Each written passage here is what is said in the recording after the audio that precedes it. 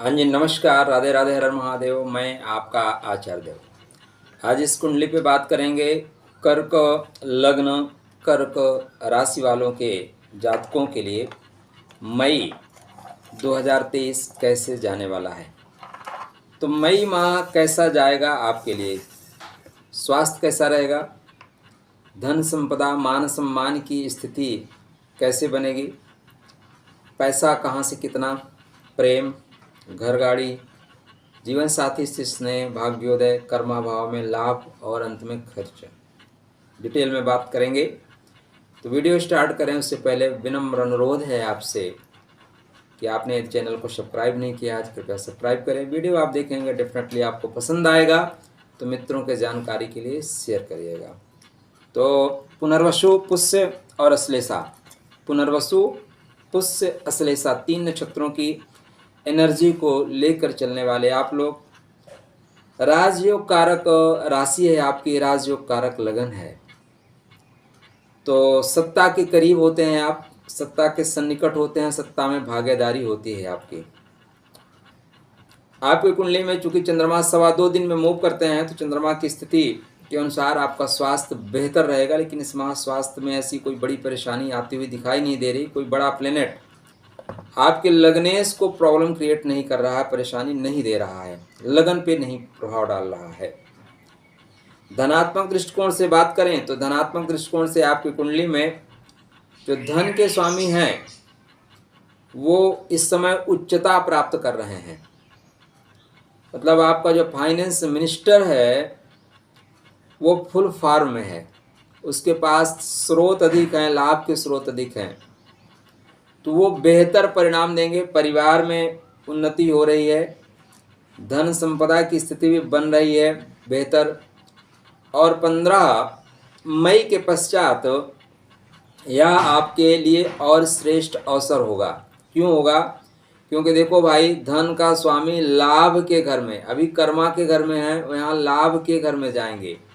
तो जब लाभ के घर में जाएंगे तो और श्रेष्ठ फल देंगे। और किस नक्षत्र में जाएंगे? तो सूर्य नारायण अपने ही कृतिका नक्षत्र में प्रवेश करेंगे, तो यहाँ से श्रेष्ठ फल, कृतिका और रोहिणी।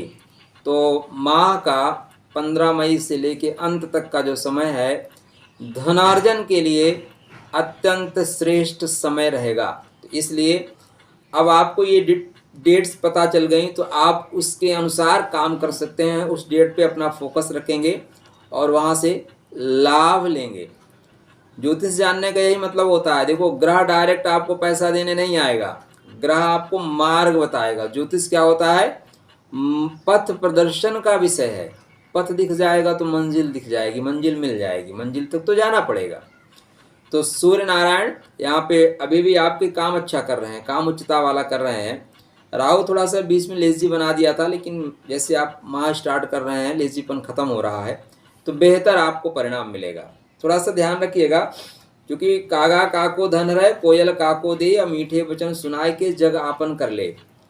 जो वाणी है ना, बहुत महत्वपूर्ण है, इसलिए वाणी को हर समय वीणा बना के रखें, झंकृत रखें। जो सुने बोले हाँ यार, माता पिता ने क्या संस्कार दिए हैं। वाणी को वाण ना बनाएं। बात ही हाथी पाइए, बात ही हाथी पाओ। तो बात करने का तरीका ही पुरस्कार दे देगा, और बात करने का तरीका ही आपसे आपका पुरस्कार छीन लेगा, दूसरे को प्रमोशन दे दिया जाएगा। इसलिए वाणी पे नियंत्रण रखें, ठीक है ना। आपकी कुंडली में जो बुध महाराज हैं, उनकी जो स्थिति है ना, वो थोड़ी सी भ्रमण करने की स्थिति है। वो व्ययात्मक हैं, मेहनती तो हैं लेकिन व्यय करने वाले हैं, और वो आपकी कुंडली में कर्म भाव में गोचर कर रहे हैं। 15 तक वक्री रहेंगे, 15 तारीख तक मार्गी, 15 के बाद मार्गी हो जाएंगे। तो बुध का वक्तृत्व का तात्पर्य सीधा सीधा है कि आप भावना में बह के ठीक से काम नहीं कर रहे हैं। बुध कौन है? चंद्र के पुत्र हैं।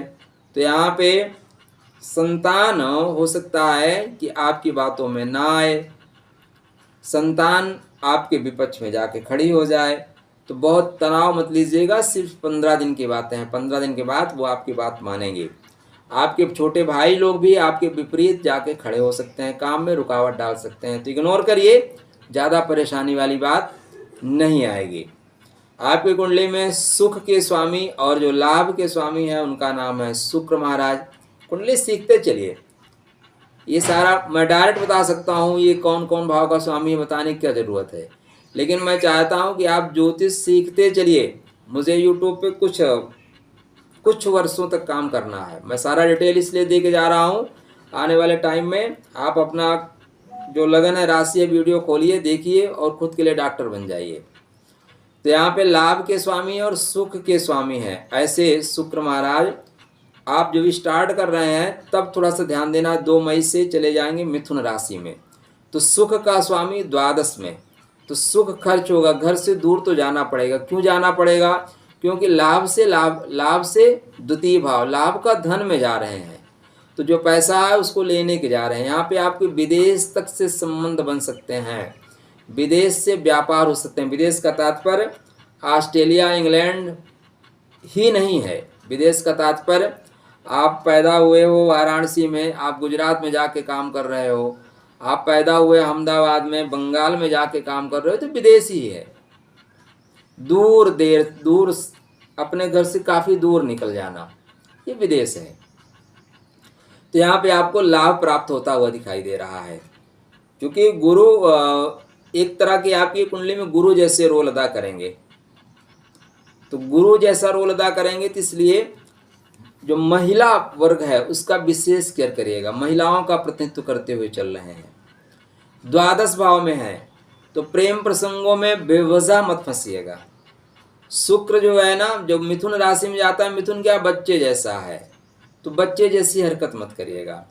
द्वादश भाव में जो शुक्र होते हैं वो थोड़े से प्रॉब्लम क्रिएट ही करते हैं। मन चंचल होता है, मन डोला रेडोला हो जाता है। तो मन डोला डोला में अभी राहु आपके कर्मा भाव में चल रहे हैं, तो ये फंसा देंगे। प्रभाव गुरु चंडाल दोष का फंसेगा, तो आप गुरु होके चंडाल बन जाओगे। तो इसलिए मन को नियंत्रित करके रखिएगा। मन के हारे हार है, मन के जीते जीत। तो मन अगर आपका ठीक है तो आपको विजय मिलेगी, और मन आपका ठीक नहीं तो आप हार जाएंगे। बड़ा क्लियर से आपको बता रहा हूँ। यहाँ पे आर्द्रा नक्षत्र आता है। कौन सा नक्षत्र आता है? आर्द्रा। मृगशिरा में चंचल रहेंगे। आर्द्रा राहु का नक्षत्र, फंसा देता है, फंस जाओगे। तो फंसने के पहले जागृत हो जाइए। ऐसा कुछ काम मत करिएगा जिससे परेशानी आपके घर तक आए। आपकी कुंडली में मंगल महाराज की जो स्थिति है, मंगल महाराज 10 मई तक यहीं पे हैं। प्रेम का स्वामी, सुख का स्वामी, लाभ का स्वामी द्वादश भाव में। तो प्रेम से सुख की प्राप्ति, लाभ की प्राप्ति, किंतु शुक्र मंगल जो युति है ये थोड़ी सी नियंत्रित, देखिए शिव शक्ति युति है। अगर आप इसको नियंत्रण में रख सके तो, और नहीं रख सके तो आपको डाउन कर देगी। कोई भी एनर्जी है, अगर आप उसका सही उपयोग कर सकते हैं ना, बहुत अच्छा है। आपके घर में कोई वेपन रखा है, AK-47 रखा है, कोई बाहरी व्यक्ति आक्रमण करता है, आप उठा के मारो धड़ाधड़ धड़ाधड़, लेकिन वही अगर गलत हाथों में पहुंच जाए तो आपके घर वालों को मार सकता है। तो शक्ति का सदैव उपयोग सही करना चाहिए, तभी आपके लिए वो कारगर है, नहीं तो विध्वंसात्मक हो जाएगी। तो थोड़ा सा यहाँ पे 10 दिन के लिए युति बन रही है, तो 10 दिन कंट्रोल। पंचम का, इसके बाद पंचम के जो स्वामी हैं वो आपके आ जाएंगे लगन में। बढ़िया है। पंचम के स्वामी, कर्मा के स्वामी लगन में, लगन में आते ही नीच के हो जाएंगे, ऐसा लगभग आप जानते हैं, लेकिन ऐसा नहीं है। देखिए, जो आप जानते हैं वो बिल्कुल करेक्ट है, ऐसा नहीं है। कुछ लोग करेक्ट जानते हैं, लेकिन 95% चूँकि यूट्यूब, व्हाट्सएप, यूनिवर्सिटी पे हम सब ज़्यादातर लोग पढ़ते हैं, और यहाँ पे क्या होता है कि अपने मनपसंद बातें की जाती हैं। तो यहाँ पे जो मंगल हैं वो बिल्कुल पुनर्वसु नक्षत्र में नीच के नहीं होंगे, ये पुष्य नक्षत्र में नीच के नहीं होंगे, अश्लेषा नक्षत्र में जाके नीच के होंगे, तो स्टार्टिंग में नीच के नहीं होंगे। तो 10 मई को प्रवेश कर रहे हैं तो पूरा मई तक बेहतर फल देंगे। मतलब बुद्धि आपकी बिल्कुल सही काम करेगी, कर्मा भाव भी आपका सही काम करेगा। गुरु के नक्षत्र में जाएंगे तो गुरु के नक्षत्र में गुरु क्या करते हैं कि बेहतर तरीके से काम कराने की कोशिश करते हैं। हाँ, काम दोबारा करना पड़ेगा, तीसरी बार करना पड़ेगा, लेकिन काम डेफिनेटली होगा, क्योंकि इसके बाद पुष्य नक्षत्र में जाना है, पोषण करना है, इसलिए बेहतर कराएंगे। तो मंगल महाराज चूँकि डिग्री थोड़ी सी यहाँ पे दबते हैं, तो उनकी एनर्जी को कनेक्ट करने के लिए हनुमान जी की आराधना करिए, मंगल के बीज मंत्रों का जाप करिए, श्रेष्ठ परिणाम मिलेगा आपको। आपकी कुंडली में भाग्य भाव के स्वामी और जो खष्टेश हैं, ऐसे गुरु महाराज कर्म के घर में गोचर कर चुके हैं। तो कर्म के घर में गुरु महाराज का गोचर 12 वर्ष के बाद हो रहा है। तो ऐसे गुरु महाराज आपकी काम की गति को ठीक करेंगे। देखिए, जो बड़े प्लैनेट्स आते हैं ना, 10 साल 12 साल, जैसे गुरु 12 साल, राहु 18 साल, शनि 30 साल, ये सब आपको सुधार के जाएंगे। उनको पता है मुझे दोबारा लौटना नहीं है।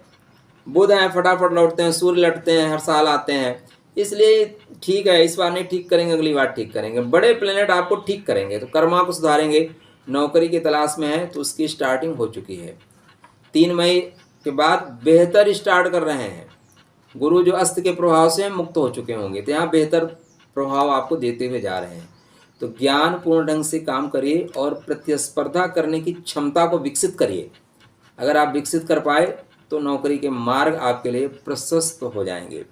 शनिदेव आपके स्वग्रही होके चल रहे हैं, अष्टम भाव में ही है, राहु के नक्षत्र में है, तो परिवार खासकर ससुराल से संबंध को बेहतर रखेगा, नहीं तो धनात्मक दृष्टिकोण से परेशान हो जाएंगे।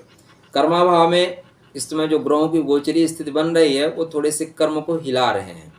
ऑफिस में आपको थोड़ा तनाव तो झेलना पड़ेगा। ऑफिस में तनाव है, झेलना नहीं पड़ेगा, तनाव है। पीठ पीछे लोग आपकी बुराई कर रहे हैं, चलती हुई गाड़ी में डंडा फंसा रहे हैं, और ये ऐसा करेंगे अभी।